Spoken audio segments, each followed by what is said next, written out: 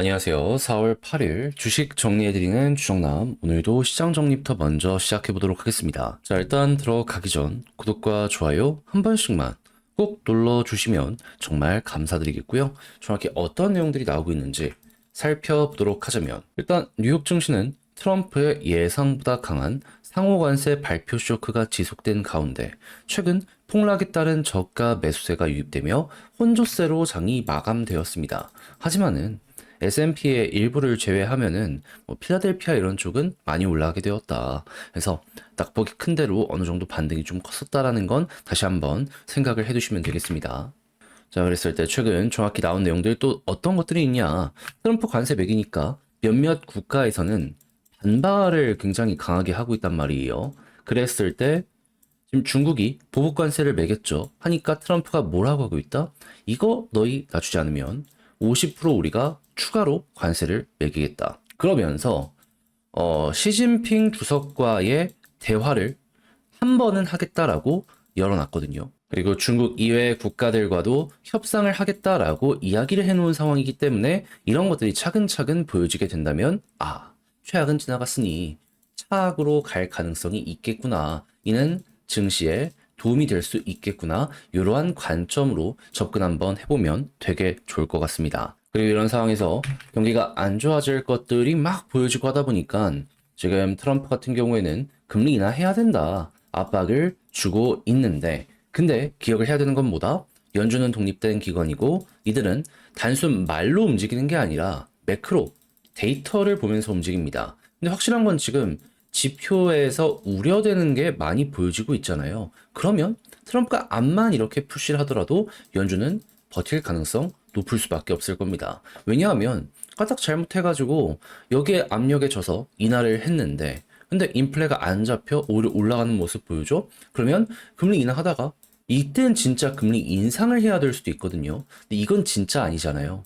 그래서 일단 물가 잡는다. 이걸 최우선으로 이야기를 하고 있는 상황이기 때문에 경기 침체에 대한 확률이 높아지곤 있다라고 하더라도 그냥 둔화 수준에서 멈추는 모습이 보이게 된다면은 그러면 경기가 일정하게 버티는 가운데 결국 물가만 잡히는 요게 보여지게 될 수 있으니까 시간은 걸리더라도 요게 우리한테 호재로 작용을 할 수 있겠구나 정도로 넘어가시면 되겠습니다. 다만 완벽한 침체로 작용하기 시작을 한다면 이거는 증시에 심각한 부담이 될 수밖에 없을 겁니다. 이땐 조심을 하셔야 될 것 같아요. 그러니까 지금은 버티는 게 최고의 호재다 정도로 이거는 살펴보시면 될 것 같습니다. 자, 그리고 이런 상황 속에서 이제 금리나 확률 어떻게 보고 있는지 시카고 상품 거래소 기준으로 말씀드리면 상반기 기준으로 현재 어떤 얘기 들려오고 있다? 금리나 확률 95% 얘기하고 있고요. 그리고 연내 두 차례 인하는 98%, 세 차례 인하는 85%, 그리고 네 차례 인하는 56% 얘기하고 있습니다. 그러면은 세 차례에 대한 확률이 높아지고 있기 때문에 요게 이제 본격적으로 떠오르게 된다면 이전보다 확실하게 좋은 게 나오는 거잖아요. 호재로서 강한 상승을 만드는데 역시 도움이 되는 부분이다라고 보시고요. 네 번째 인하 같은 경우에도 올라가게 된다면 역시 큰 호재로서 내년에 대한 기대감까지 키우게 될 것이기 때문에 이게 증시에 긍정적 영향 줄 수 있다. 이거 역시 예상을 해두시면 될 것 같습니다. 다만 다시 한번 말씀드리지만 이런 모든 것보다 경기 둔화에서 끝나야 되는 겁니다. 침체까지 가면 이건 안 되는 거예요. 그랬을 때 국제유가는 WTI 기준 60.7달러로 또 한 번 2% 넘게 하락하는 모습 보여주게 되었고요. 채권은 약세, 달러는 강세, 금 가격은 하락 마감하게 되었습니다. 자, 근데 유가까지 이렇게 빠져 있는 상황이라 이게 꾸준하게 저유가를 형성하게 된다면은 그러면은 자연스럽게 제품 생산의 원가도 낮아지는 이 부분 분명 보여지게 되지 않을까 싶네요. 자, 그럼 미국 이외의 다른 지역에서는 어떤 얘기가 들려오는지 요거 한번 보면 좋은데, 일단 중국은 관세 전쟁 대비해가지고 금리와 지준율을 인하해서 돈 풀어서 자국 내 경기를 살리겠다 얘기하는 거 볼 수 있어요. 그리고 중국, 이 미국 이외의 지역의 국가들과 손을 잡고 연대를 만들려고 하고 있거든요. 그랬을 때 저는 살면서 이런 걸 볼 수 있었을지 몰랐는데 일본이랑 한국이랑 이 주요 인사들이 만나서 손잡고 있더라고요.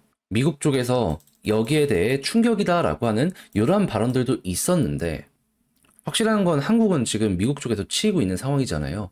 잘만 하면 중간에 있으면서 양쪽 모두에서 수혜를 이끌어낼 수도 있다 보니까 이런 쪽은 되게 긍정적으로 평가 한번 해보는 것도 좋을 것 같습니다. 자, 그리고 이런 상황에서 유럽도 이제 미국의 소나기에서 좀 빠져나가겠다, 도생하겠다 얘기하고 있죠. 그래서 방산 쪽도 웬만하면 자국 제품을 쓰려고 하는데, 근데 자국에서 못 만드는 게 있는데 그게 한국에서 많이 만드는 모습 보여주고 있거든요. 그랬을 때 수출 계약 이야기가 계속 들려오고 있습니다. 그러면 야, 이거 미국의 방사는 힘들더라도 유럽과 한국은 여기에 반발로 올라가는 것 아닌가? 앞으로도 꾸준하게 긍정적 생각을 해볼 수 있는 거 아니겠습니까? 이는 지금 이제 정부 정책의 유동성 지원이 시작이 막 됐기 때문에 꾸준하게 한번 보시면 좋고요. 그리고 배터리 같은 경우에도 전기차는 조금 아쉽다라고 하더라도 에너지 저장 장치 ESS는 꾸준하게 올라가고 있기 때문에 중국의 점유율을 낮추고 한국이 이걸 먹는 모습이 보여지게 된다면 이쪽 시장이 지금 엄청나게 커지고 있거든요. 실적 올라가는데 많은 도움 될 겁니다. 그리고 지금 캐즘의 끝이 보여지고 있다, 뭐 이런 얘기까지 들리고 있어가지고 잘만 한다면은 전기차도 살아나는 걸 생각할 수 있을 것 같네요. 자, 그리고 디스플레이 같은 경우에는 제가 꾸준하게 말씀드렸죠. 현재 삼성과 LG가 손을 잡고서 중국 업체를 누르고 있는데 일부 소송에서 승소를 했다. 그러면 이 해외에 있는 기업들 중국 거 아니라 한국 거 쓸 가능성 높잖아요. 그러면 이 디스플레이 대표 같은 경우에도 지금이 싸다라고 생각을 하면서 매수를 하게 되지 않겠습니까? 요거 같은 경우에는 굉장히 인정을 해줄 법하다라고 생각을 하면서 접근을 해보는 것도 좋을 것 같네요. 자, 그리고 K조선 지금 미국 쪽에서 주문이 엄청 들어오고 있는데 지금 추가적으로 해운 탄소세 유럽에서 곧 있으면 요거 마무리 될 것이다라는 얘기도 들려오고 있거든요. 물론 연장이 과거부터 꾸준하게 되어 왔기 때문에 이번에도 확정이 날 것이다라는 뭐 100% 확신이 있는 건 아닙니다. 근데 만약에 이게 잘 되면 어떤 일이 벌어지게 될 것이다? 지금 조선 쪽에서 은퇴하려는 선박들이 있을 거 아니에요. 이들은 그대로 진행이 될 것이고요. 그리고 뭔가 은퇴하기 애매하다. 근데 여기는 못 맞출 것 같다. 라는 게 보여지게 되면은 개조를 하러 올 겁니다. 근데 이것도 보통은 이 선박을 건조한 쪽으로 가는 게 대부분이에요. 이전에 이 한국에서 만들었다가 중국에서 개조했다가 미국의 다리를 부딪히는 정도로 되게 이제 엄청났던 사건 한 번 이뤄졌던 적 있잖아요. 그런 것들 발생할 수 있기 때문에 그런 것들을 본 선주들 같은 경우에는 다시 한국으로 몰리게 될 수 있다. 그러면 당연히 우리가 배를 엄청나게 많이 만들었기 때문에 여기서 실적도 굉장히 크게 나올 수 있겠죠. 그리고 추가적으로 이제 노후 선박이면 새로운 걸로 바꿔야 될 거잖아요. 했을 때 친환경 선박에 대한 니즈도 커지게 될 것이기 때문에 여기에 맞춰서 또 한번 꿈틀거리는 모습 나올 수 있다. 네, 그렇게 해서 조선은 또 한 번의 슈퍼 사이클이 여기에 맞춰서 진행이 될 수 있다. 요거 기억해 두시면 되겠습니다. 그러니까 단순하게 지금 미국 쪽에서 들려오는 바람에서 끝나는 게 아니라 유럽, 그리고 여기에 맞추려는 전 세계 각국이 움직일 수 있기 때문에 조선 나쁠 게 단 하나도 없다. 이렇게까지 볼 수 있는 거죠. 자, 그리고 K 육아용품이 지금 대박을 치고 있다라고 해요. 왜 그런 걸까라는 걸 생각을 해보면 우리 지금 한 명만 낳잖아요. 그렇다는 얘기는 뭐다? 이 한 명한테 너무 많은 투자를 하다 보니까는 여기에 맞는 퀄리티의 제품들이 나오게 될 수밖에 없고 그러다 보니까는 해외에서도 경쟁력을 갖게 되었다. K컬처에 대한 영향도 있긴 하겠지만 이러한 것들도 있기 때문에 나름 해외에서 잘 먹히는 게 아닌가. 근데 이제 한국 쪽에서 이 저출산 관련해서 정책까지 세게 나오게 된다면 실적도 있기 때문에 테마적으로 이슈 한번 붙을 수 있겠죠. 그러면은 네. 여러분, 지금 이제 곧 있으면 진행될 이 한국의 대통령 선거 테마 원한다면 이쪽도 한번 바라보시면 좋을 것 같습니다. 자, 그리고 마지막으로 이 AI랑 마찬가지로 기존 산업도 전기가 너무 필요해요. 근데 지금 우리나라 전기가 계속 비싸지고 있잖아요. 하다 보니까 이것 때문에 해외 이주에 대한 얘기가 굉장히 많이 들려오고 있습니다. 이 정책 쪽에서 관련 이야기가 들려올 수 있어가지고 이건 있다가 아니라 무조건 나올 수밖에 없어가지고 이거 역시 이 대선 테마 원하시는 분들 같은 경우에는 꾸준하게 지켜보시는 게 어떨까 싶네요. 이 전기세랑 이 부동산 가격 때문에요. 어떤 상황까지 현재 한국이 올라오고 있냐면 미국에서 생산하는 거에 1.3배 이거밖에 안 된다라고 합니다. 인건비가 2배 넘게 차이가 나는데 생산 비용은 1.3배밖에 차이가 안 난다라고 해요. 그러면 관세 25%, 35% 맞으면 네. 그럼 사실상 미국에서 생산하는 게 한국보다 더 싸질 수도 있다라는 거 아니겠습니까? 이 부분도 앞으로 꾸준하게 지켜보시면 좋을 것 같네요. 자, 이렇게 해서 오늘의 시장 정리 시작해봤는데 어떻게 여러분들께 도움이 되었을지 모르겠습니다. 내용 마음에 들었다면 구독과 좋아요 눌러주시길 부탁드리며 자, 그러면 저는 본 내용 시작해 보도록 하겠습니다. 안녕하세요. 제가 이번에 가지고 온 종목은 네이버와 카카오를 가지고 왔습니다. 일단 둘 다 좀 좋지 못한 모습 보여주고 있긴 하지만 네이버가 더 최악이죠. 왜 그런지에 대해서 하나씩 풀어보도록 할 테니까 일단 들어가기 전 구독과 좋아요 한 번씩만. 자, 일단 네이버가 조금 더 지금 하락하는 이유 요겁니다.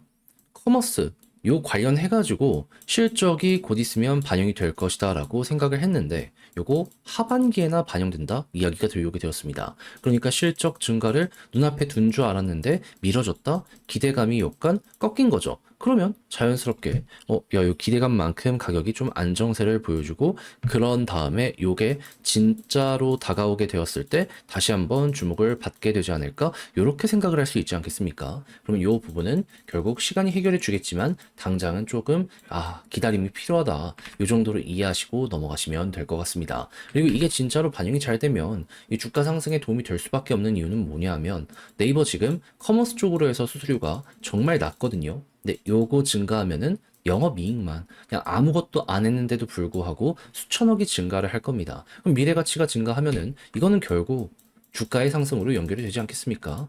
과거부터 이런 것들 때문에 꾸준하게 긍정적 반응이 있었기 때문에 요거는 결국 시간이 해결해 준다 정도로 넘어가시면 될 것 같아요. 이외에는 그냥 시장 전체가 안 좋다 보니까 좀 많이 빠진다라고 보시면 되는데 근데 기대가 되는 부분은 뭐가 있다?